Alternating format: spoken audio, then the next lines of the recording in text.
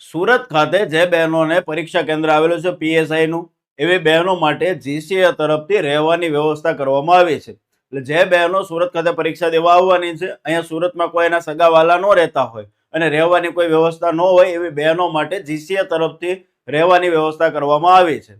એનું લોકેશન જે છે આપણી ટેલિગ્રામ ચેનલ જીસીએ સુરતમાં મૂકી દીધેલું છે.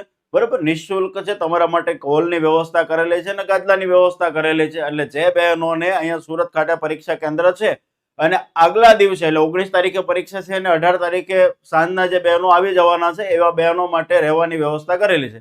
વહેલા તે પહેલા નતો, એમાં કોઈ રજીસ્ટ્રેશન તે કાંઈ કરવાનું નથી.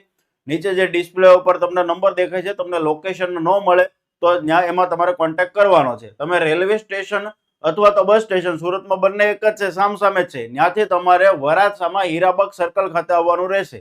રિક્ષાવાળો 15 થી 20 રૂપિયા ભાડું લેશે, વધુ ભાડું ના આપવું.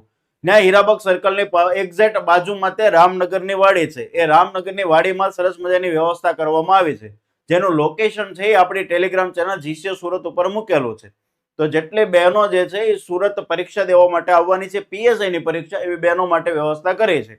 એમના વાલી માટે કોઈ વ્યવસ્થા નથી, પણ જો મહિલા વાલી જોડે છે તો એમની વ્યવસ્થા એમની જોડે થઈ જશે.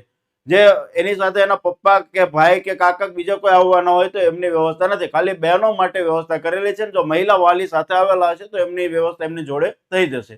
એટલે જેટલા બહેનો છે એ પીએસઆઈ ની પરીક્ષા દેવા આવવાના છે એમના સુધી આ મેસેજ છે, આ વિડીયો છે, મેક્સિમમ શેર કરજો. જીસીએ મારા યોદ્ધાઓ માટે નાનકડું એવું આ કામ છે આ પરીક્ષાની અંદર કરેલું છે, એટલે મેક્સિમમ શેર કરજો. જય હિન્દ, જય ભારત, જય દ્વારકાધીશ.